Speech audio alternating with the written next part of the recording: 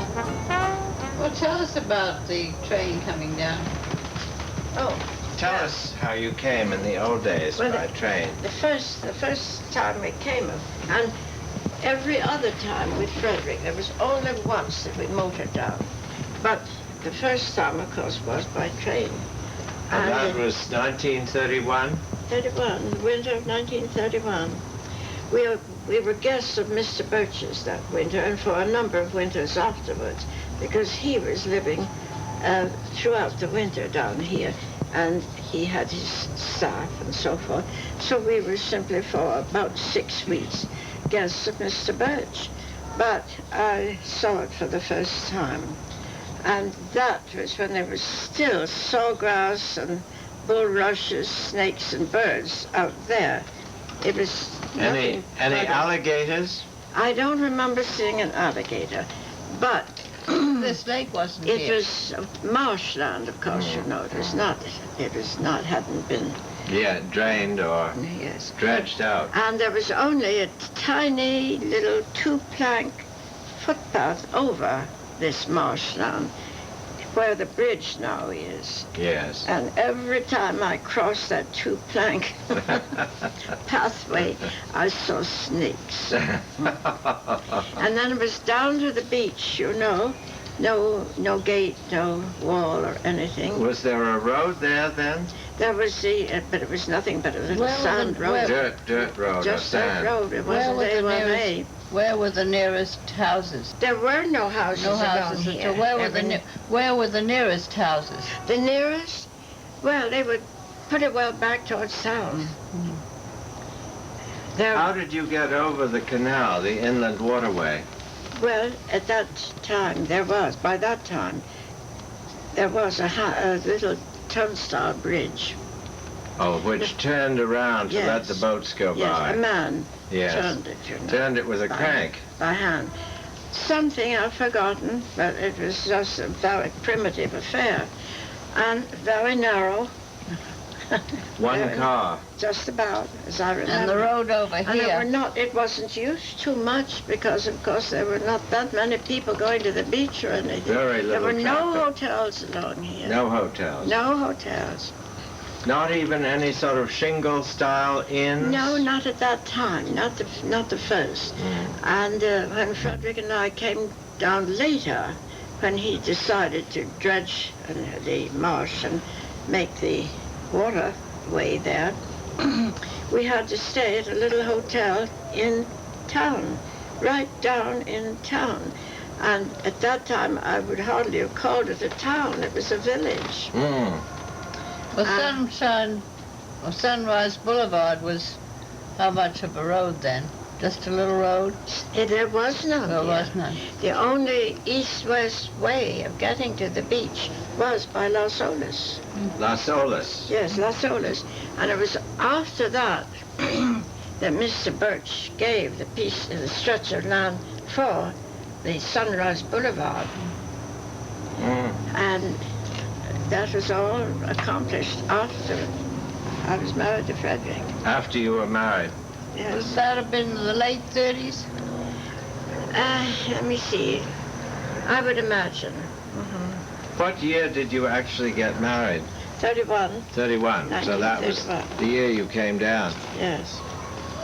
And So coming... he owned the land, which is now Sunrise Oh, yes, Boulevard. he owned it. He owned it. He owned all of it. And gave it to the city for another east-west highway. To match the Las Olas Yes. Boulevard or Las Olas. Well, another outlet you know, Yes. to the beach. Yes. And so forth. It was really needed. And if he hadn't done it, I don't know what would have happened. Something. I would imagine they would have had to take over, you know, by When did- eminent domain, a certain amount of land for it, because Las Olas alone couldn't take care of the traffic. The gradually increasing traffic. When did Because, he... as I say, that there were so few people Yes. When did he give the land for the state park? at his death. At his death. No, I'm wrong. I am wrong about that. he gave it before his death, and there was quite a big and important meeting. Dr. Fairchild was there, Oh. and whoever was important in that day Yes. came for the dedication, and Mr. Birch was there, and Frederick and I attended, and all this and that. And he did. He gave it just shortly before his death. And then the rest, the property south of here, going as far north almost as Las Olas, he left in his will to a college in Ohio, you know. Oh, Yellow Springs or whatever? Yellow Springs is where it is, but the college is... What is that college? I know perfectly well. So do I. It's on the tip of my tongue. Antioch. Antioch College. Antioch College And the in Yellow reason Springs, Ohio. that he gave it to Antioch is because he spent part of his youth there. Really? His father was called by Horace Mann to come and teach at Antioch. Isn't that interesting? Yes, isn't it? And so Mr. Birch spent his youth, and until the time that he went to Chicago, I see. there. Mm. And so that is why when, after Frederick and I were married, and he said, I no longer want to share a house with anybody, he decided to spend his summers in Yellow Springs. I see. And he built a house at what was named Glen Helen, which was named for his daughter, Helen. And he built this house. It's now the president's house, I think.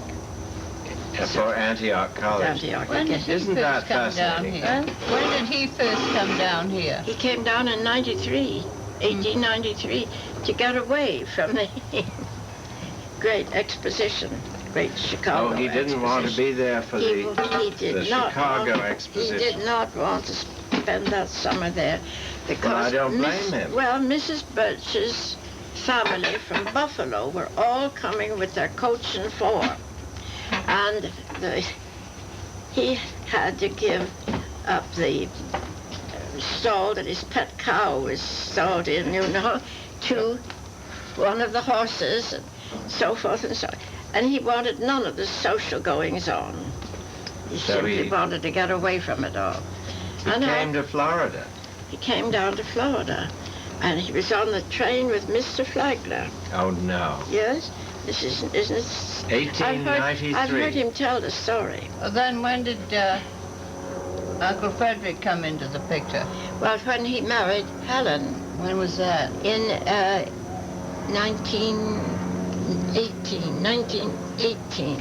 1918 or 19, I don't know which. But he got one of the first visas that was given at that time to go out to China for their wedding trip. That's So when he did some of the Helen and Frederick paintings went of China. to China on their wedding trip, yes. So that's all of that part of it. And then the next winter, they came down to share the small cottage that Mr. Birch had up near Las Olas Boulevard. And that is when Mr. Birch told them that he wanted to give them a house lot. I think I've told you all Which of is that. up here. This is it. Which, yes, which is this. He was You would always, describe this as a house lot? he called it a house lot. I want to give you a house lot, he told them. It's a tiny lot. Yes, tiny. And when Frederick asked what it meant, and he said, as far as you can swing a cat, Frederick still wanted to know what it meant. And it turned out to be 700 feet down the ocean front and back to the inland waterway. So Frederick said, I'll build the house. And then they started building that year? I think Yeah, Frederick okay. too, I don't know whether that year or the next year, but the house was finished in 21. This house was This built house. in 1921. And this house lot, you say, was 700 feet long. Yeah, along the ocean From the, front. yes, and from the ocean back to the canal. Back to the inland And that was waterway. as far as you could swing a cat. So, according to Mr. It must Birch. have been a tiny cat. Well, this was his Certainly not a bobcat. This was his picturesque way of talking. Yes. He really was quite a But the character. land from here to Las Olas Boulevard is immense. Yeah, Immense. Oh, it not. is indeed. And think what Antioch realized from that. Antioch College must have been put on the map by that Well, gift. I think it gave them millions, you know. They had to do all of the developing, yes. But still, And they had there were nothing like sewers. There was nothing like divisions. There were no streets. There was nothing. But what a You wanted wonderfully to develop. philanthropic thing to do. Oh, Mr. Birch did. Because it was a tremendous well, he had asset for he the had college. nobody to leave it to. Yes. His daughter had died. His daughter had His died. son had died many years before, and there was nobody. But he was philanthropic. Yes. And he had a great vision of what Fort Lauderdale's future was to be, because he knew that that inlet and the Port Everglades was going to mean a great deal to South Florida. You It's know. really the most important Well, port it's the on the deepest. coast. It's the deepest one. Yes. It's deeper than the one in Miami. Miami, But yes. at the present time, they're not getting the boats that they did at one time. It has to do with city politics. I don't know what it is. And they haven't been able to get the kind of